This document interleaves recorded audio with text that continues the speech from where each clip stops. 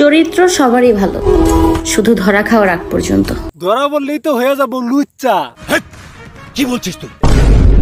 না মানে লুচ্চার থেকে তো আর বড় চরিত্র খারাপ আর কেউ নাই, সেজন্য এগুলাম লুচ্চাই হবো। চরিত্র খারাপের একটা এক্সাম্পল তোমাকে আমি দেই।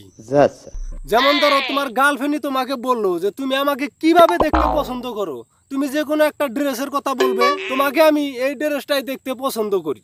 আর একে দেখো, একে দেখলেই দিশা পাবে যে চরিত্র খারাপ কাকে বলে। দেখো আমাকে কিভাবে দেখতে তোমার বেশি ভালো লাগে, শাড়িতে নাকি চুড়িদারে?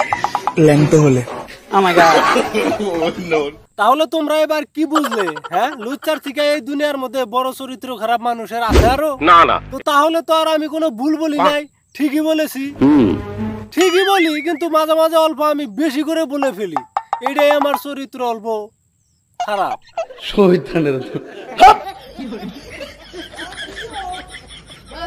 ওই দেখ, দেখতাছস?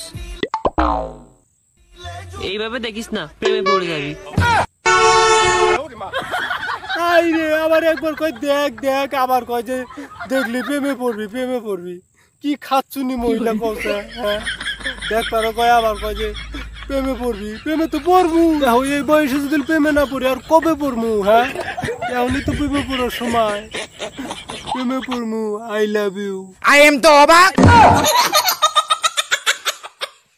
তো আজকের মতো এইটুকুই। তো জানি না কতটুকু ভালো বানাইতে পারছি, তো টাইম নাই, সেই হিসাবে অল্প ছোট্ট করে ভিডিওটা বানাইলাম। তো ভিডিওটা কেমন হলো অবশ্যই কমেন্ট করে জানাবে।